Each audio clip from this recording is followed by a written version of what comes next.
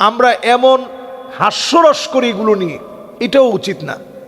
আমি বলবো কেউ যদি দ্বিতীয় বিবাহ করে সামাজিক প্রয়োজনে, নিজের প্রয়োজনে, ইসলামের প্রয়োজনে, দিন ছড়ানোর জন্য, মাসআলা মাসাইল জানানোর জন্য, অথবা কোনো নারীর নিরাপত্তা নিশ্চিত করার জন্য, যুদ্ধক্ষেত্রে প্রচণ্ড যুদ্ধ লেগে গেছে, সেই যুদ্ধের সময়ে মুসলমান নারীর সংখ্যা বেড়ে গেছে, এই বিপদ থেকে বাঁচানোর জন্য তখন যদি দ্বিতীয় বিবাহ লাগে আপনি করবেন।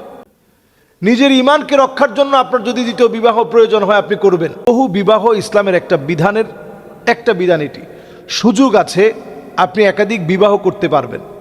এবং এই সুযোগটা যদি আমরা কোরআনুল কারীম থেকে লক্ষ্য করি, আল্লাহ রাব্বুল আলামিন বলছেন ফানকিহু মা তাবা লাকুম মিনান নিসা মাসনা ওয়া সুলাসা ওয়া রুবা, তোমরা বিবাহ করো 2, 3 অথবা 4।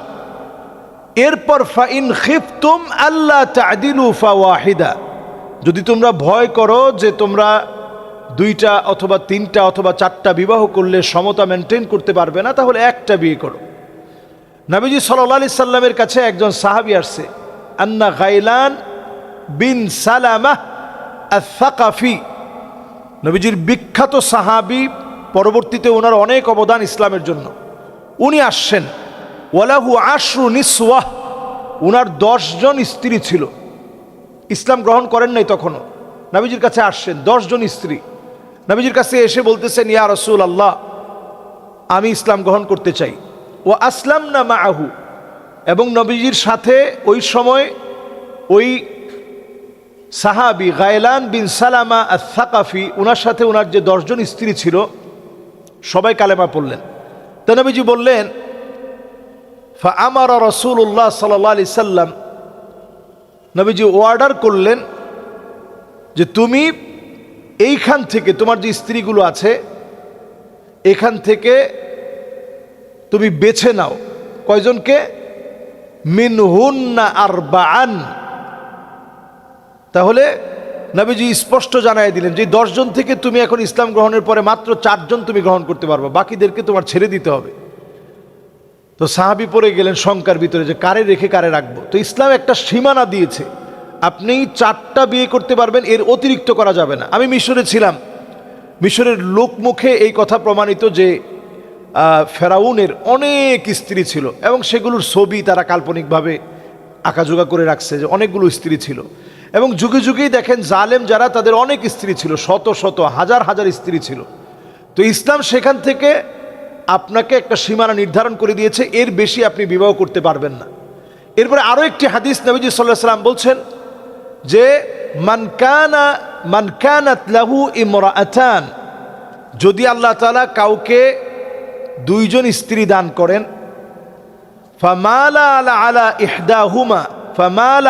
ইহদাহুমা, একজনের প্রতি আপনি এত বেশি মাইল হয়ে গেলেন, এত বেশি একজনকে আপনি পছন্দ করে ফেলছেন, একজনকে আপনি বেশি দেখতেছেন, বেশি সময় দিচ্ছেন, বেশি খাবার দাবার দিচ্ছেন, বেশি ভরণ পোষণ দিচ্ছেন, বেশি সকল কিছু আপনি কিনে দিচ্ছেন, সুযোগ সুবিধা দিয়েছেন, তো যা ইয়াউমাল কিয়ামাহ, কিয়ামতের দিন ওই লোক আল্লাহর কাছে আসবে, ফাশিক্কুহু মাইল, তার একটা সাইড অবশ হয়ে যাবে, অর্ধঙ্গ অবস্থায়, প্যারালাইজড অবস্থায় আল্লাহর সামনে ওই লোকটা দাঁড়াবে, কারণ দুনিয়ার জীবনে সে স্ত্রীদের সঙ্গে অধিকার সমান করে নাই। তাহলে আপনি চিন্তা করেন বিষয়টা কত বড় মারাত্মক বিষয়, যে আপনি আপনার যদি কোনো স্ত্রীর অধিকার আদায় না করেন। এই হাদিসটি হাসান পর্যায়ের হাদিস, সুনান আবি দাউদে আসছে, তিরমিজিতে আসছে, নাসাইতে আসছে, অত্যন্ত গুরুত্বপূর্ণ হাদিস। আপনি যদি আপনার স্ত্রীর হক আদায় না করেন, একটা সাইড প্যারালাইজড হয়ে যাবে, তার হক আপনাকে বুঝাই দিতে হবে, তার সঙ্গে সমান সময় দিতে হবে, তার সঙ্গে সমান আচরণ করতে হবে। কিন্তু আমরা বাংলাদেশে দেখি যে একটা স্ত্রীর আপনার বাচ্চা হয়েছে, তার অধিকার আছে, তার পেটে বাচ্চা, তার সঙ্গে আপনি সুন্দর সময় দিবেন, এই বাচ্চার জন্য আপনি সময়, নিজের স্ত্রীর সঙ্গে স্ত্রীর কষ্টটাকে লাঘব করার জন্য আপনি সময় দিবেন। তা না করে যদি আপনি আরেকটা বিবাহ করেন, তো এটাও একটা জবাবদিহিতার আওতায় পড়ে না? মানুষ এটা নিয়ে কি বলবে? এরপরে আমরা এমন হাস্যরস করি এগুলো নিয়ে, এটাও উচিত না। আমি বলবো কেউ যদি দ্বিতীয় বিবাহ করে সামাজিক প্রয়োজনে, নিজের প্রয়োজনে, ইসলামের প্রয়োজনে, দিন ছড়ানোর জন্য, মাসআলা মাসাইল জানানোর জন্য, অথবা কোনো নারীর নিরাপত্তা নিশ্চিত করার জন্য, যুদ্ধক্ষেত্রে প্রচণ্ড যুদ্ধ লেগে গেছে, সেই যুদ্ধের সময়ে মুসলমান নারীর সংখ্যা বেড়ে গেছে, এই বিপদ থেকে বাঁচানোর জন্য তখন যদি দ্বিতীয় বিবাহ লাগে আপনি করবেন।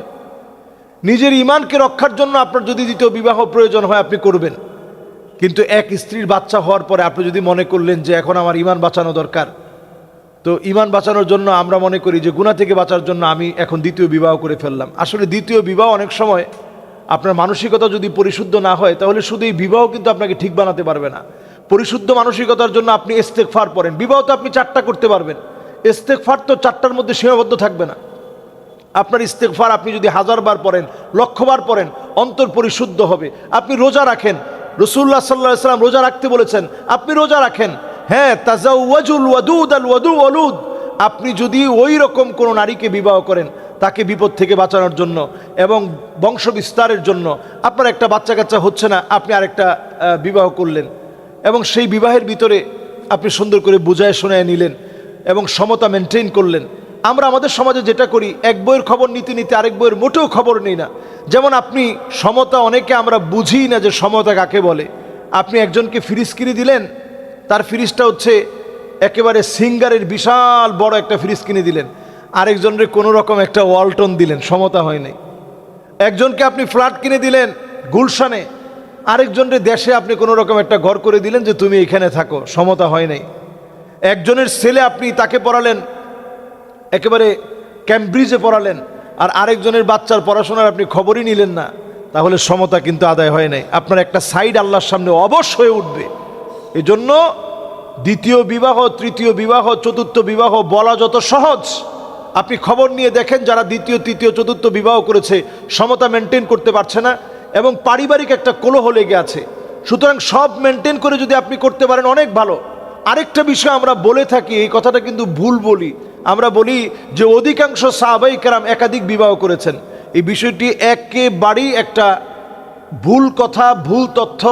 আপনি সিয়ারু আ'লামিন নুবালা পড়ে দেখেন, অধিকাংশ সাহাবায়ে কেরাম একাধিক বিবাহ করে নাই, এক বিবাহে অধিকাংশ সাহাবায়ে কেরাম ছিলেন। আপনি সিয়ারু আ'লামিন নুবালা গ্রন্থটা আপনি পাই টু পাই পড়ে দেখেন। কাজেই এই বিষয়টা হচ্ছে ইসলামের একটা ইবাহা, একটা বৈধ বিষয়।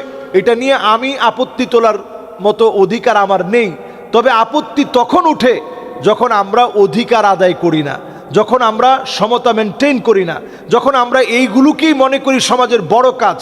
এখন একটা সমাজের ভিতরে বড় একটা অংশ যদি এই কাজে লেগে যায় যে না আমাদের এখন আলেম হিসাবে দ্বিতীয় বিবাহ করতে হবে, তৃতীয় বিবাহ করতে হবে, চতুর্থ বিবাহ করতে হবে, এটা নিয়েই যদি আপনি লেগে যান, আরও অনেক গুরুত্বপূর্ণ মূল কাজ যেগুলো মানুষকে ছড়িয়ে দেওয়া দরকার এগুলো পিছিয়ে পড়বে। কাজে এই বিষয়গুলো আমাদের প্রত্যেকের ভাবা উচিত এবং নিজেদের স্ত্রীদের যে অধিকারগুলো আছে সেগুলো নিশ্চিত করা দরকার। আল্লাহ তাআলা আমাদেরকে বোঝার তৌফিক দান করুক। আসসালামু আলাইকুম ওয়া রাহমাতুল্লাহি ওয়া বারাকাতুহু।